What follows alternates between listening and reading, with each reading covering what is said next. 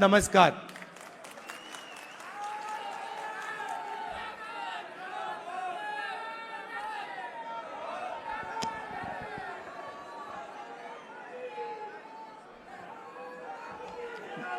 अब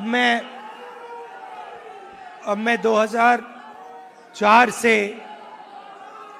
राजनीति कर रहा हूं और 21 साल हो गए। और जब मैं पीछे देखता हूं और एक प्रकार से अपनी सेल्फ एनालिसिस करता हूं,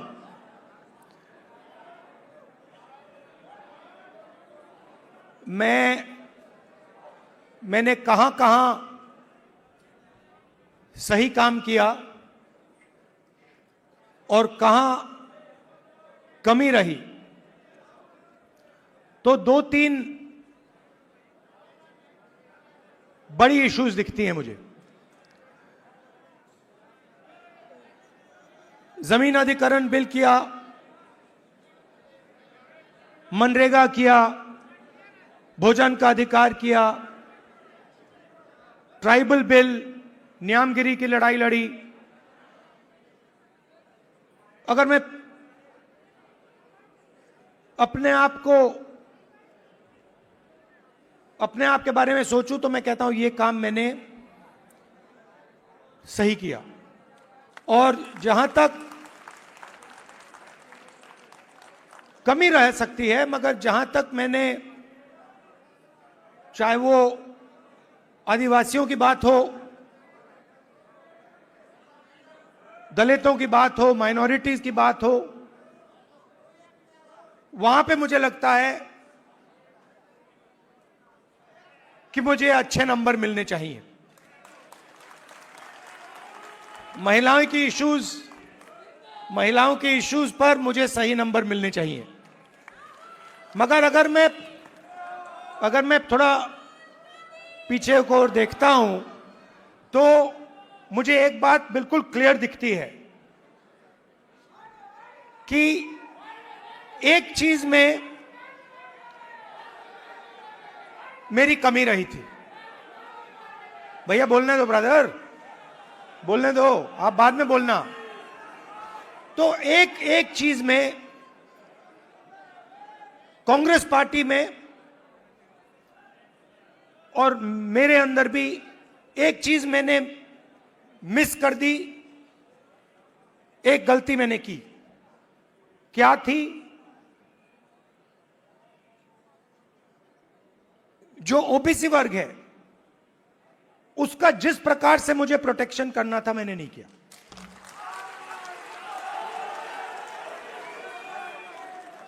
क्योंकि और इसका कारण था, आपकी जो इश्यूज थी उस समय मुझे गहराई से नहीं समझ आई। मैं स्टेज से कह देता हूं कि 10 साल पहले, 15 साल पहले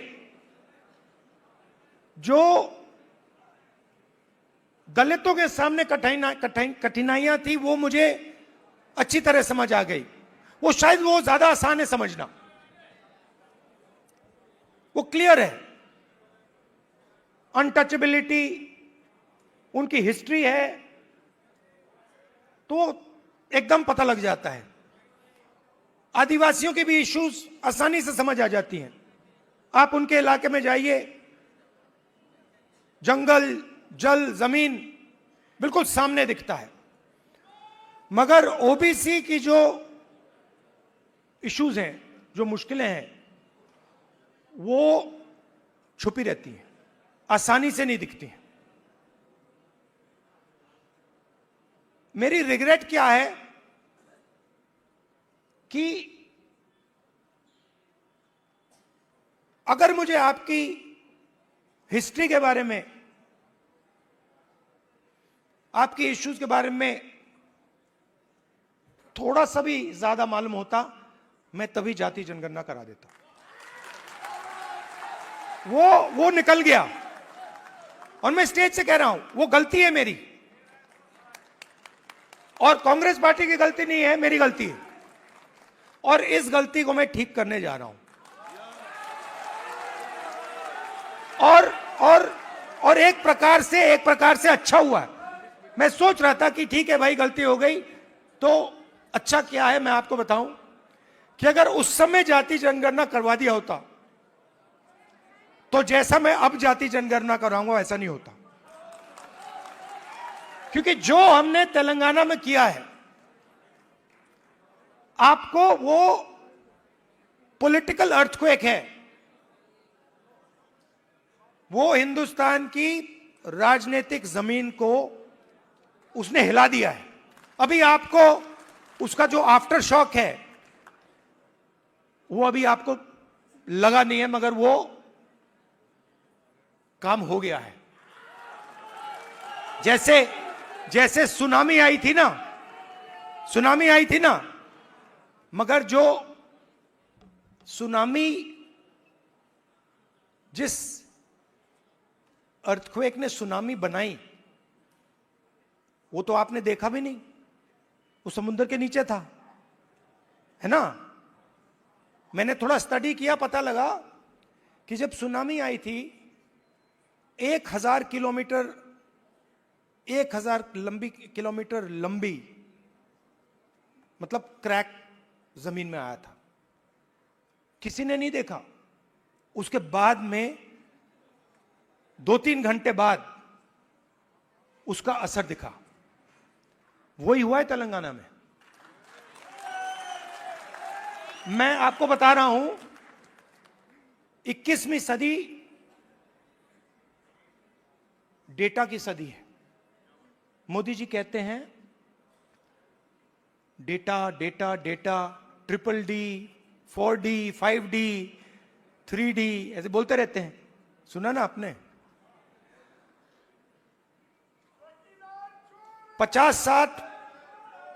50-60 साल पहले अगर आप पूछते पावर कहां से आती है, लोग आपको कहते पावर तेल से आती है, ब्लैक गोल्ड कहते थे उसको। जिस देश के पास तेल है उसके पास पावर है, वो पूरी दुनिया को कंट्रोल कर सकता है। अगर वही सवाल आज आप पूछें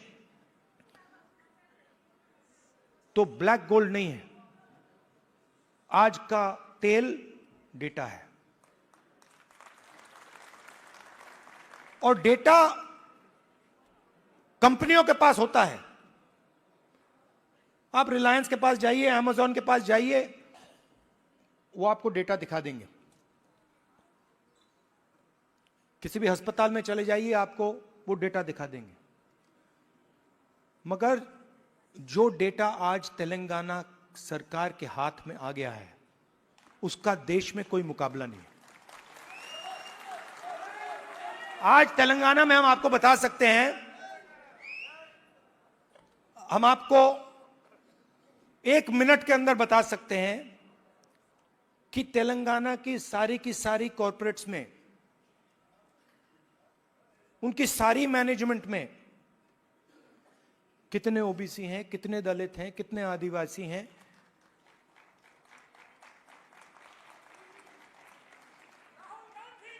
हम आपको बता सकते हैं, मैं आपको बता सकता हूं कि अगर आप तेलंगाना में कॉरपोरेट्स के अंदर यह सवाल पूछें, कितने ओबीसी हैं, मैनेजमेंट में कितने हैं, ओबीसी मालिक कितने हैं, दलित मालिक कितने हैं, लाखों करोड़ रुपए की सैलरी मिलती है उनको। आपने मीडिया में सुना होगा 2 करोड़ का पैकेज, 3 करोड़ का पैकेज, 5 करोड़ का पैकेज, सुना ना आपने। यह आप सवाल पूछ सकते हैं, तेलंगाना में ओबीसी को कितने पैकेज मिले? 0। एक भी पैकेज ओबीसी को नहीं मिल रहा, एक भी पैकेज दलित को नहीं मिल रहा, एक भी पैकेज आदिवासी को नहीं मिल रहा है। और आप मनरेगा की लिस्ट निकालिए, पूरी लाइन ओबीसी, दलित, आदिवासियों से भरी हुई है।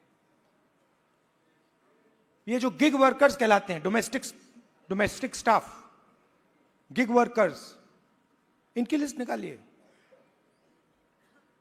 तेलंगाना में ब्लैक एंड व्हाइट है।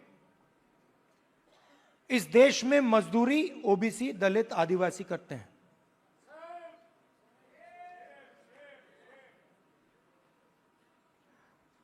बघेल जी ने बहुत अच्छी बात बोली, उत्पादक शक्ति। मतलब देश को चलाता कौन है? देश को, उसकी, किसी भी देश को उसकी उत्पादक शक्ति चलाती है। और देश में मेन सवाल यह उठता है कि अगर उत्पादक शक्ति देश को कुछ दे रही है, भोजन देती है, औजार देती है, ये इमारतें देती हैं, तो उस शक्ति को अपने खून पसीने के लिए देश क्या देता है? मतलब आप लोग देश को बनाते हो, इमारतें आप बनाते हो, सड़कें आप बनाते हो, स्कूल आप बनाते हो, कॉलेज आप बनाते हो, अस्पताल आप बनाते हो, टेंपल भी आप बनाते हो। मेरे लिए सबसे जरूरी सवाल है, अगर आप लोग देश को बनाते हो तो इस काम के लिए देश आपको क्या देता है? आपको क्या दे रहा है आज हिंदुस्तान? प्राइवेट स्कूल, जहां पे आपको लाखों रुपए देने पड़ते हैं। प्राइवेट स्कूल किसके? आपके नहीं, ओबीसी के नहीं, दलित के नहीं, आदिवासी के नहीं। आरक्षण लूटा नहीं, आरक्षण दिया नहीं जाता है।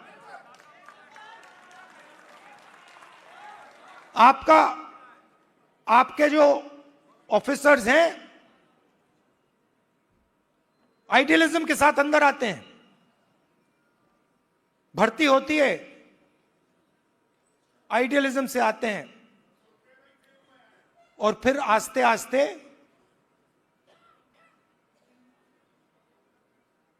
कट दिया जाते हैं।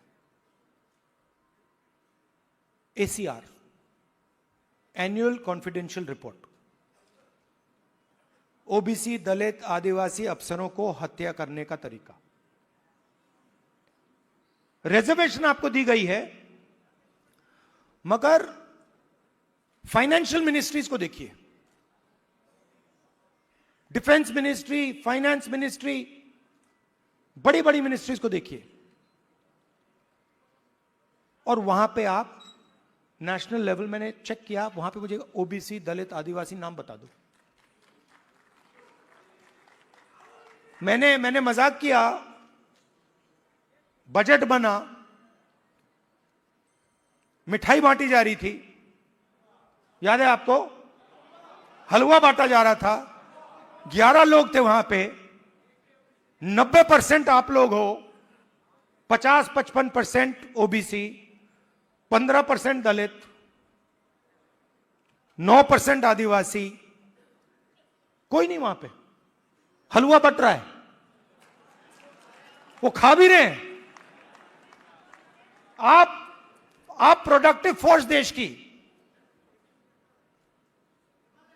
वो हलवा में जो चीनी गई वो आपने बनाई,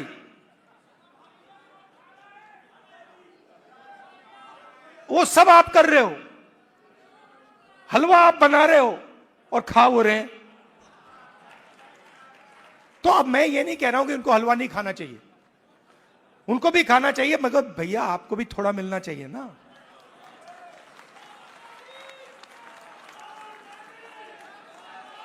तो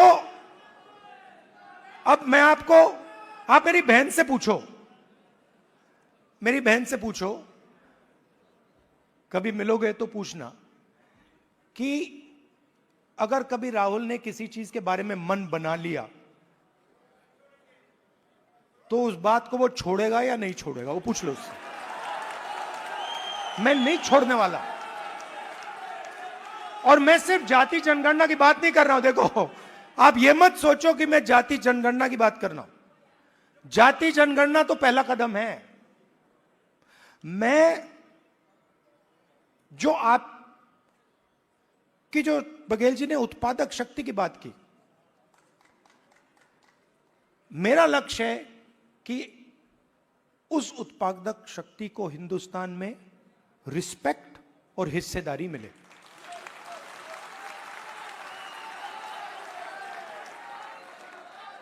तो आपको लगना चाहिए, हिंदुस्तान के किसान को लगना चाहिए। आज आप हिंदुस्तान के किसान से पूछो, आपके बेटे के लिए क्या सपना है, आप क्या सोचते हो, आपका बेटा क्या करेगा? वो आपको कहेगा मजदूरी करेगा। और मैं चाहता हूं कि वो किसान कहे, नहीं, मेरा बेटा इस देश का सबसे बड़ा बिजनेसमैन बन सकता है, जो भी वो करना चाहता है वो कर सकता है। अब एक प्रॉब्लम है राजनीति में, सबसे बड़ी प्रॉब्लम पता है क्या होती है? क्या होती है? हां, नहीं, नरेंद्र मोदी कोई बड़ी प्रॉब्लम नहीं है।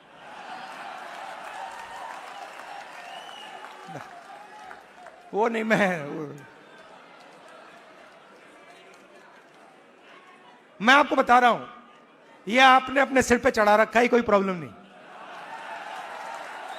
ये जो मीडिया वाले हैं इन्होंने बना रखा है, इसका गुब्बारा बनाया, कोई प्रॉब्लम नहीं।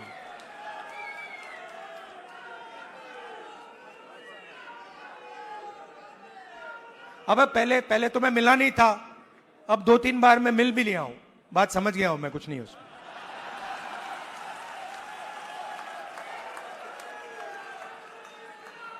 शो, पूरा शो है, दम नहीं है, बता रहा हूं। आप लोग मिले नहीं हो, मैं मिला हूं, बैठा हूं कमरे में। तो मेरा कहना है कि सबसे बड़ी प्रॉब्लम होती है राजनीति में, जो व्यक्ति अपनी शक्ति को ही नहीं समझता है। और मेरी सबसे बड़ी कंप्लेंट क्या है ओबीसी युवाओं से, कि आप अपनी शक्ति नहीं समझते हो। आपको मालूम ही नहीं कि आपकी कितनी शक्ति है, कैसी है, क्या है, वो आपको समझ नहीं। क्योंकि जिस दिन आपको अपनी शक्ति समझ आ गई, ये पूरा पलट जाएगा। तो मेरा क्यों, और अच्छा सवाल उठता है, अब आप मुझसे कहोगे कि भाई आपने कहा कि हमें अपनी राजनीतिक शक्ति नहीं समझ आती, तो फिर क्यों नहीं आती? मैं आपको बताता हूं क्यों नहीं आती।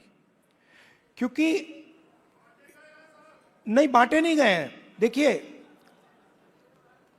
वो हुआ क्या है, मैं आपको बताता हूं, सुनो। और ये आपको गहराई से समझना होगा। ये आपकी, देखिए, दलितों की हिस्ट्री है, दलितों की हिस्ट्री है ना? देश के दलितों को अंबेडकर जी ने उनकी हिस्ट्री समझाई। और अगर आप आज दलित से पूछें कि भाई आपकी हिस्ट्री क्या है, वो आपको 3000 साल की हिस्ट्री बता देगा। वो आपसे कहेगा, देखिए, हमें अछूत कहा जाता था, हमें बाहर रखा जाता था, हमें मारा जाता था। एक सेकंड में आपको बताएगा। आप वही सवाल आदिवासियों से पूछो, आपकी हिस्ट्री क्या है, वो आपको बता देगा। मगर अगर आप ओबीसी से पूछो कि भैया आपकी हिस्ट्री क्या है, आप जवाब नहीं दे पाते हो। इसका कारण है आपकी हिस्ट्री को आरएसएस और बीजेपी ने मिटाया है।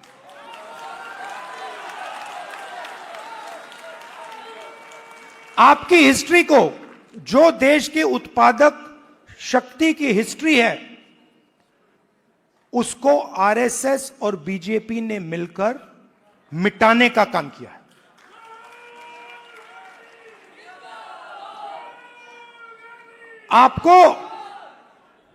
आप स्कूल पढ़े हो ना हिंदुस्तान में? स्कूल पढ़े ना? आप मुझे बताओ, आपने स्कूल में हिस्ट्री की तो किताब पढ़ी होगी, उसमें ओबीसी की हिस्ट्री कौन सी थी, कहां थी? उसमें कहीं लिखा था ओबीसी की हिस्ट्री के बारे में कुछ लिखा था? मैंने तो नहीं पढ़ा। आज जब मैं बात को समझ रहा हूं तो मैं अपने आप से सवाल पूछता हूं, भैया जब मैं छोटा था तो इस देश की जो 55-60% लोग हैं उनकी हिस्ट्री की किताब में है ही क्यों नहीं? यह जानबूझ के मिटाया गया है, क्योंकि जिस दिन आप अपनी हिस्ट्री समझ जाओगे उस दिन आप समझ जाओगे कि आरएसएस आपका सबसे बड़ा दुश्मन है।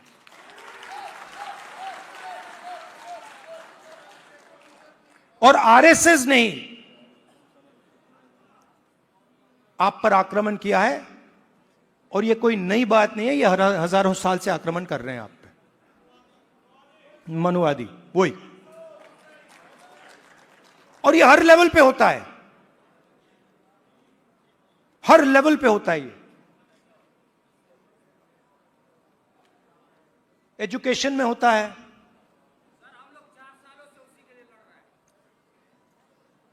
एजुकेशन में होता है, बिजनेस में होता है, जुडिशरी देख लीजिए वहां होता है। सब जगह आपके खिलाफ डिस्क्रिमिनेशन हो रहा है। मोदी जी कहते हैं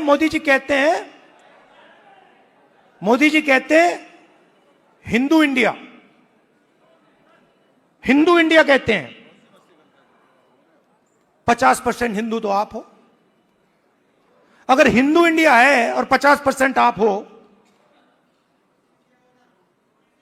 तो मीडिया में आपका एक आदमी क्यों नहीं है? कॉर्पोरेट इंडिया में आपका एक आदमी क्यों नहीं है? औरत क्यों नहीं है? मीडिया के एंकर्स की लिस्ट निकालो, ओबीसी नाम दिखा दो मुझे, कहां है? बड़े बड़े पत्रकारों के नाम निकालो, ओबीसी कहां है? कौन है वहां पे? अदानी ओबीसी है क्या?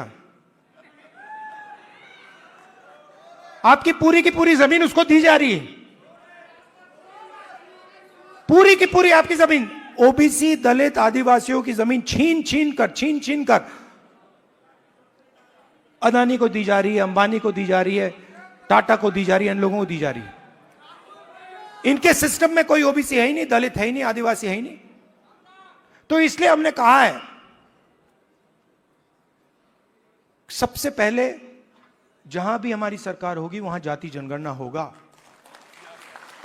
एक्सरे होगा, एमआरआई होगा। हमें पता लगाना है ओबीसी कितने हैं, कहां हैं, क्या करते हैं, कितनी भागीदारी है, कितना पैसा है, यह हम सब जानना चाहते हैं। दूसरी बात, जैसे ही जाति जनगणना होता है वैसे ही 50% की दीवार वहीं टूट जाती है। तेलंगाना के चीफ मिनिस्टर ने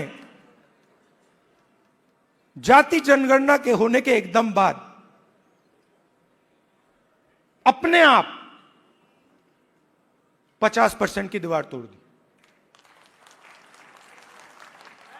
और उन्होंने कहा कि भाई, मैंने उनसे पूछा, उन्होंने कहा राहुल जी जब मैंने ये देखा, मेरे सामने कोई ऑप्शन ही नहीं है, मुझे ये करना पड़ा क्योंकि मुझे अन्याय दिखा। कल भाषण में उन्होंने बोला, तो पहला काम जाति जनगणना जहां भी हमारी सरकार होगी, 50% की दीवार जहां भी हमारी सरकार होगी, और दूसरा काम नेशनल लेवल पे, ये दोनों काम।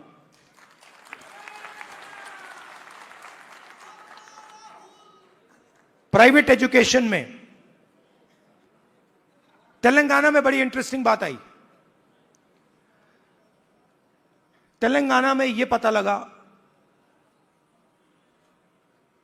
कि अगर किसी व्यक्ति के पास शिक्षा है तो वो तेजी से आगे बढ़ता है।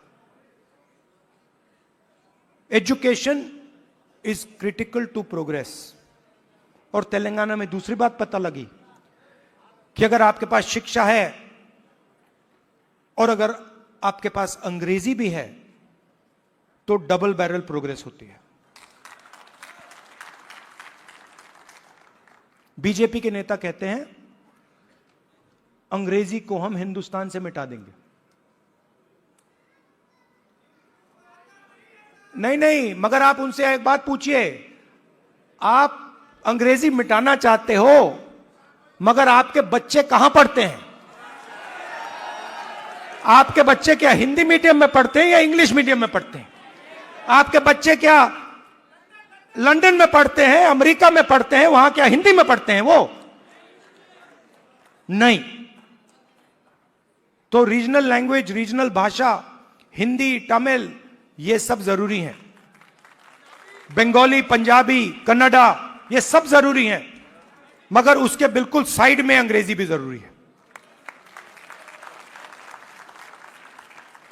इसीलिए हमारा तीसरा मुद्दा, reservation in private education institutions, मतलब प्राइवेट एजुकेशन सिस्टम में दलितों को, आदिवासियों को, पिछड़ों को रिजर्वेशन। तो ये एक प्रकार से ओबीसी वर्ग के लिए एक पैकेज है। एक कमी रही है जिसको थोड़ा सा आज हमने डेंट मारा है। देखिए, ये जो कांग्रेस पार्टी है ना, ये आपकी भी पार्टी है, हमारी ही है, तो इसकी लगाम आपको पकड़नी पड़ेगी। हमारे सीनियर लीडर बैठे हैं, सिद्धरामैया जी बैठे हैं, चीफ मिनिस्टर हैं, बघेल जी हैं, गेहलोत जी हैं, पायलट जी हैं, नारायण स्वामी जी हैं। ये आइकॉन्स हैं आपके, ये आइकॉन्स हैं, मगर हमें ऐसे और आइकॉन्स चाहिए। इन 3-4 लोगों से नहीं होगा काम। हमें 40-50 ऐसे लोग चाहिए जो हम मतलब पूरे दम से ओबीसी विजन को आगे बढ़ाएं। और आखिरी बात, आप राहुल गांधी बोलते रहते हो, मगर राहुल गांधी, आपकी शक्ति के बिना राहुल गांधी कुछ नहीं है।